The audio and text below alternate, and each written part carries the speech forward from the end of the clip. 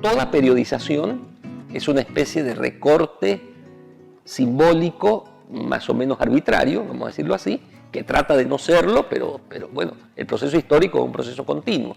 Entonces uno trata de establecer ciertos hitos en ese proceso. Cuando yo trabajé este libro 200 años de pensamiento filosófico nuestroamericano, pensando en hacer un texto que fuera accesible, no solamente para quienes son profesionales de la filosofía, sino para todas y todos aquellos que quisieran enterarse de lo que había sido este tiempo, bueno, se me ocurrió una periodización que creo que puede ser relativamente sugerente. Pero es una periodización que nada más abarca desde la independencia para acá, ¿sí? Entonces, la etapa previa también, todo el periodo colonial y los antecedentes de nuestros pueblos originarios, etc., eso exigiría otro esfuerzo de periodización que hay que hacerlo. Yo no lo he hecho, hay que hacerlo, ¿no? Pero entonces me voy a detener en esto que propuse en su momento. Por un lado, emancipación soberanizante. Esta emancipación soberanizante, digamos, lo que estaba buscando era cómo diríamos, hacernos un lavado de cerebro después de realizada la independencia, ¿sí? Para, diríamos así, no seguir pensando como los colonizadores, particularmente españoles. Entonces, ahí había muchas búsquedas que hacer y creo que una figura relevante para esto se haría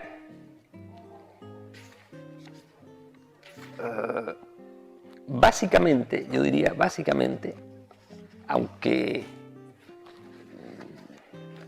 no lo dejó totalmente aclarado así, ¿no? Sería básicamente Simón Bolívar, ¿sí? Sobre todo en un texto que requiere ser, que yo creo que es uno de nuestros textos, no sé cómo decirlo, vamos a decirle así, clásicos, ¿no? Del pensamiento filosófico en la región, elaborado por alguien que no era un profesional de la filosofía, era un libertador, digamos, ¿no? Un general de la emancipación,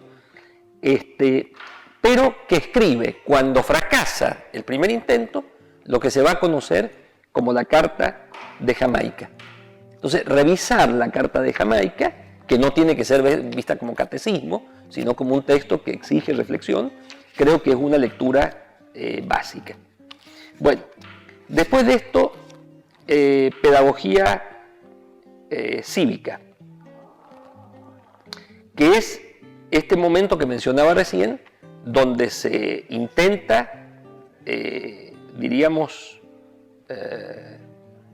liberarse mentalmente, ya hecha la emancipación política, cómo liberarse mentalmente, ¿sí? Y aquí el autor que yo sugeriría es este abogado argentino, ¿sí? Juan Bautista Alberdi. Y su texto básico es un programa que se publicó en Filosofía en 1840, cuando él, bueno, enojado con el gobierno de Rosas, se va exiliado a Uruguay. Llega a Uruguay y dicen, bueno, ¿qué se puede hacer con un abogado? Y bueno, un abogado que dé clase de filosofía en la secundaria. Pero para eso le piden un programa. Y este abogadito saca un programa, que es uno de nuestros textos clásicos, donde no es un programa solo para dar un curso, sino que es un programa de cómo se podría hacer filosofía en la región. Bueno, después de esto, podríamos entrar en otro momento, que es el de orden y progreso, diríamos, ¿no? Que está precedido por el pensamiento krausista ¿cómo se llama?, de José Martí, y allí creo que en esta etapa positivista el krausismo de Martí introduce una dimensión muy interesante, muy poco estudiada en la región, y ahí el texto, que era un artículo periodístico, Nuestra América, es también, creo, uno de nuestros clásicos. Bueno, después de esto, yo propongo entender ya a inicios del siglo XX lo que podríamos denominar axiología de la libertad. Como hemos mencionado en otra ocasión, van a ser autodidactas en filosofía que van a profesionalizar la filosofía según la versión que construyó con mucho detenimiento Francisco Romero. ¿Quiénes estaban en este grupo? Creo que hay que mencionarlos porque no hay uno, es un grupo, ¿no?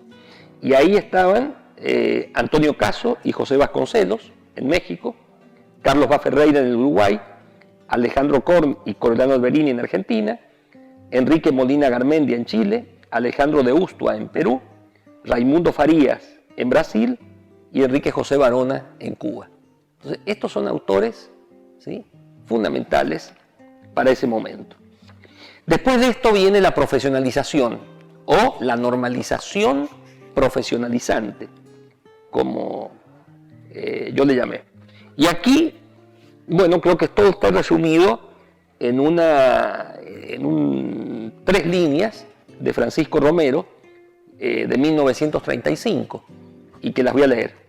La normalidad filosófica sobreviene con el convencimiento de que la filosofía es una tarea que exige esfuerzo, aprendizaje, continuidad.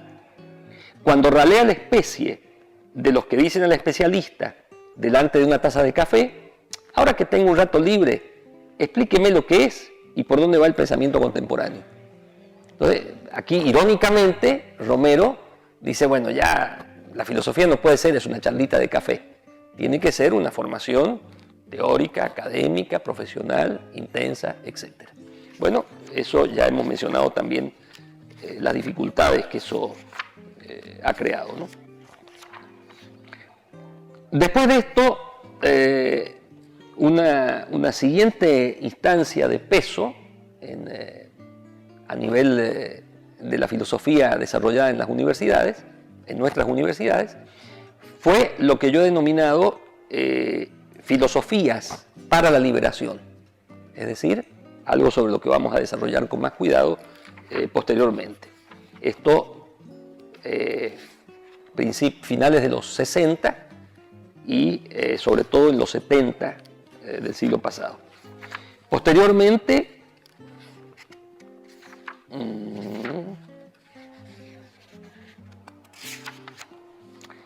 podríamos hablar, y así lo he calificado, a partir de los 80 del siglo pasado, de subjetividades emergentes.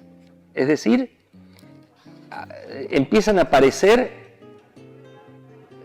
en la reflexión filosófica, digamos, forzando a la reflexión filosófica a asumir estas dimensiones, cuestiones que estaban desde siempre, pero que no habían sido tomados con